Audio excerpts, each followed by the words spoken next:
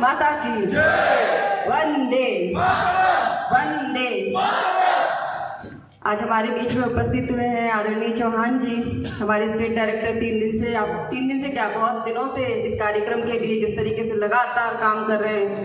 Environment जिस तरीके से, बत्ती नहीं है, लाइट नहीं है, बहुत सारी समस्याएं, इसके बावजूद लगातार वो संघर्ष के साथ काम कर रहे हैं। और आप सभी युवा जो देश के अलग अलग हिस्सों से आए हैं, भले ही बहुत सारे कॉम्प्लिकेशंस हो रहे हैं यहाँ पर, किसी को इंटरनेट नहीं मिल रहा, यहाँ लाइट नहीं मिल रही, गर्म पानी नहीं मिल रहा नहाने के लिए, लेकिन आप लोग खुश है ना, एंजॉय कर रहे हैं ना सिक्किम के एनवायरनमेंट को। ये जो वातावरण है, ये जो प्रकृति की खूबसूरती है, ये आपको और कहीं नहीं मिलेगी जो यहाँ पे मिलेगी। और मुझे पूरा विश्वास है कि ये 3 दिन का जो आप लोगों की जो जर्नी होगी यहाँ सिक्किम की, वो आप लोग लाइफ टाइम याद रखने वाले हैं। और इसको हमेशा आपके मन में, जहन में रखेंगे और आगे बढ़ेंगे तो आपको हमेशा सिक्किम की याद आएगी कि जो जिस तरीके से यहाँ पे आप लोगों ने 3-4 दिन बिताए।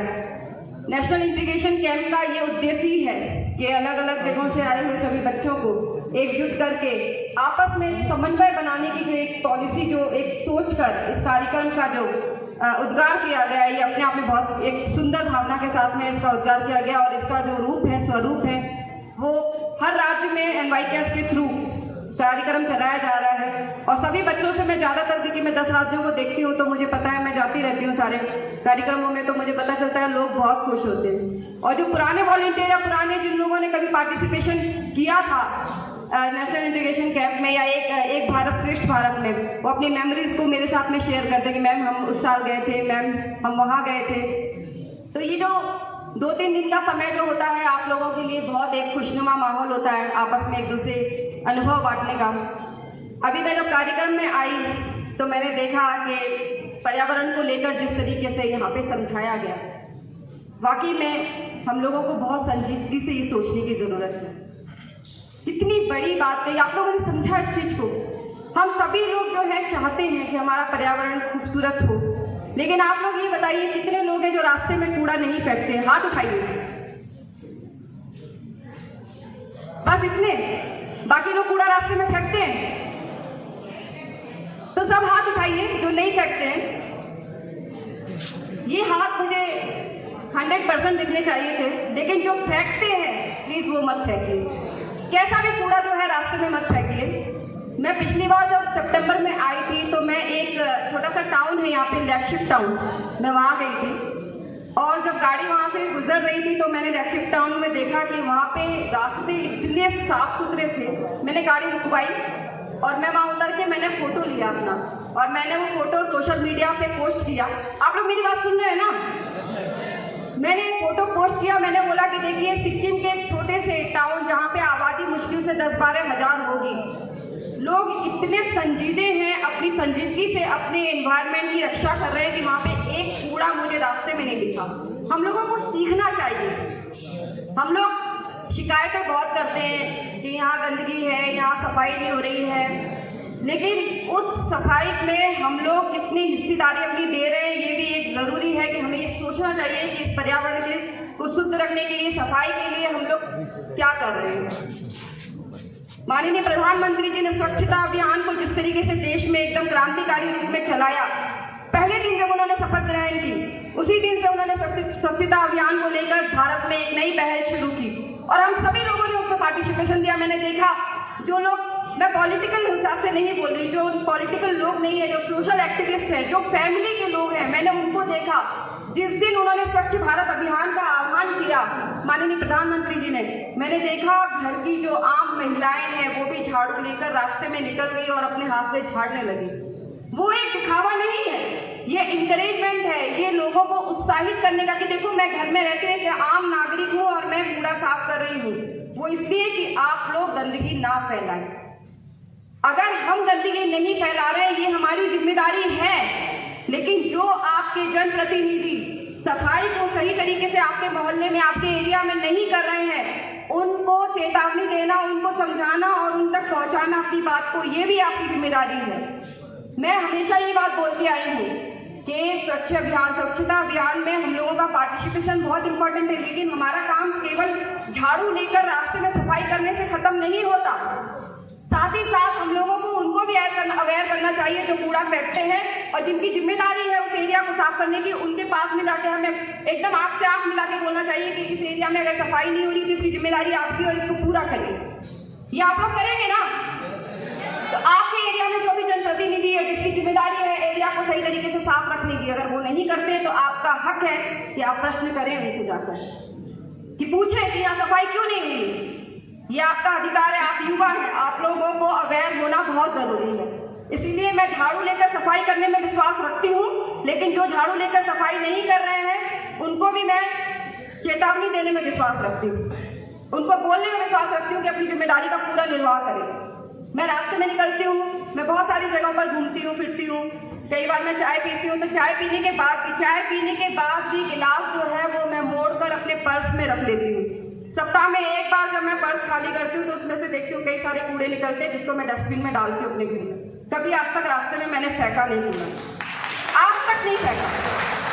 और आपको मैं बता दूं कि अगर मैं रास्ते से जा रही हूँ और किसी ने गाड़ी से बाहर कूड़ा फेंका है, मैंने उस गाड़ी को ओवरटेक करके रुकवाया है और उसको बोला है कि ये रास्ते में आप कूड़ा नहीं फेंक सकते। मैंने बोला है ये बात, मैं जहाँ से भी गुजरी हूँ मैंने ये बात बोला है और ये आप लोगों की जिम्मेदारी है। अभी वो बच्ची रो रही थी, मैंने उसे जाके अपने गले से लगाया। आप लोग शायद समझ सकते होंगे कि उसके अंदर में कितना, जब उसने माँ अपने पर्यावरण को, अपनी धरती को माँ कहकर संबोधित किया, तो मैंने जब उसको गले लगाया, जब वो रो रही थी तो उसका बदन कपकपा रहा था। मैं बहुत भावुक इंसान हूँ, एक्चुअली मैं बहुत ज्यादा इमोशनल इंसान हूँ अंदर से, मैं भी दुखी हो गई। आज मुझे शायद मैं आज एक शिक्षा लेके जा रही हूँ और आप लोग भी लेकर जाइए कि जब भी मैं रास्ते में कूड़ा फेंकूंगी या जब भी मैं प्लास्टिक का जब इस्तेमाल करूंगी तो मुझे इस लड़की की याद आ जाएगी, मुझे याद आएगी कि लड़की रोई थी। और आप लोगों को भी याद रखना चाहिए, देखिए भले ही यहाँ पर 250 लोग हों, लेकिन ये 250 लोग 2.5 लाख तक समाज अपना जो है संदेश पहुंचा सकते हैं। और ये आपकी जिम्मेदारी है कि आप यहाँ से जो सीख के जा रहे हैं, हम पूरे भारत को एक साथ एक जगह इकट्ठा नहीं कर सकते, लेकिन हम जितनी कोशिश कर रहे हैं उस कोशिश में आप लोग केवल यहाँ पे शिक्षा लेकर आप यहाँ से जो सीख के जा रहे हैं, उसके बाद इस चैन को आगे कंटिन्यू रखना, ये आपकी जिम्मेदारी है। ये सिर्फ इंजॉयमेंट के लिए एक कैंप नहीं बनाया गया है। हम चाहते हैं एक दूसरे के साथ हम जुड़े। हम ना वाकई में जो अभी संजय ने बोला कि हर आदमी चाहता है कि भगत सिंह हो लेकिन अपने घर में ना हो, लेकिन हम सबको भगत सिंह बनना पड़ेगा, नहीं तो हम होंगे कामयाब बोलते रह जाएंगे। हम हो गए कामयाब यही बोलना होगा और हम लोगों को मजबूती से आगे बढ़ना पड़ेगा। आप जो भी सीख रहे हैं, चाहे आप यहाँ पे इंटीग्रेशन कैंप में सीख रहे हैं, एक भारत श्रेष्ठ भारत, अब देखिए कोशिश की जा रही है अपनी तरफ से। लोग कहते हैं गवर्नमेंट क्या कर रही है, गवर्नमेंट क्या कर रही है, कुछ नहीं कर रही है, गवर्नमेंट की वजह से ये हो रहा है, गवर्नमेंट की वजह से वो हो रहा है। इल्जाम लगाना बंद करें। हमारी क्या जिम्मेदारी है, हमारी क्रेडिबिलिटी क्या है, हमारा कंट्रीब्यूशन देश के लिए क्या होना चाहिए, इसको सोचें। मैं कई राज्यों की मैं अपने लिए इसलिए बोल रही हूँ कि मैं अंदरूनी क्षेत्रों में जाती हूँ, मुझे बोला जाता है नागालैंड मत जाना, वहाँ पे ऐसा हालत है वैसा हालत है। मैं सोचती हूँ देख के आऊंगी, मार देंगे क्या मुझे जान से। मैं फीमेल हूँ लेकिन मैं जाती हूँ उस एरियाज में, जाके मिलती हूँ लोगों से। सच कह रही हूँ, मुझे सब जगह प्यार मिलता है। रूमर्स में मत जाइए, नेगेटिविटी में मत जाइए। जो भी गलत अवधारणा आप लोगों के बीच फैलाई जाती है, जब तक अपनी आंखों से और अपने दिमाग से जब तक उस चीज का पूरी तरीके से आकलन ना करें, उसको विश्वास कभी ना करें, उसको आगे प्रमोट ना करें, ये भी आप लोगों की जिम्मेदारी है। तो मैं यही कहूंगी कि आप जो यहाँ 250 युवा उपस्थित हैं, उन सभी युवाओं को एक एक दिन जो आप लोगों ने यहाँ पे सीखा है, उसको 2.5 लाख तक पहुंचाने की जिम्मेदारी आज के बाद जब यहाँ से जाएंगे तो आपकी बनती है। उस चैन को आगे बढ़ाइएगा, एनवायरमेंट के लिए सजग होइएगा। मैं बोलती हूँ मैंने 1000 से ज्यादा पेड़ लगाए अपनी लाइफ में अभी तक, मैंने लगाए हैं पेड़, कोशिश की है उसकी देखभाल करने की, फोन कर करके पूछा है कि भाई ठीक से पेड़ लगे हैं कि नहीं। मैंने काम किया, मैं सोशल एक्टिविस्ट पहले रही हूँ, पॉलिटिशियन बाद में बनी हूँ, और मेरे काम को देखते मुझे मौका मिला कि मैं NYKS में जुड़ूँ। मैंने चूज किया, मुझे NYKS चाहिए काम करने के लिए, लोगों के, आप लोगों के बीच आकर काम करने के लिए, क्योंकि मुझे ऐसा लगता है कि मेरे अंदर जो युवा है, मेरे बच्चे आप लोगों के बराबर हैं। आप लोग जो बैठे हैं ना, मेरे 3 बच्चे हैं, तीनों बच्चे आपकी एज में, और मैं उन लोगों को समझाती हूँ तो वो लोग बोलते मम्मी आप मम्मी तो लगो, तो मैं युवाओं के साथ काम करती हूँ, इसलिए मैं युवा ही रहूंगी हमेशा।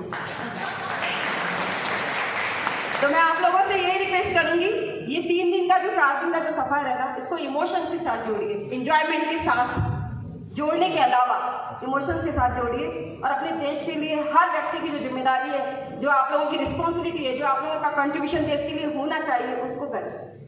और रूमर से दूर रहें, गलत धारणाओं से दूर रहें, क्योंकि दुनिया बैठी है इंतजार में कि बस कैसे भी करके इनके बीच में फूट डालो। हमारा जो देश, हमारी खूबसूरती जो है वो एकता की खूबसूरती है। सारे राज्य भले ही अलग हों, अलग उनके आचार विचार हो, कई तरीके से रहन सहन खान पान अलग हो, लेकिन सोच और प्यार एक ही और हमेशा रहे। बहुत बहुत धन्यवाद।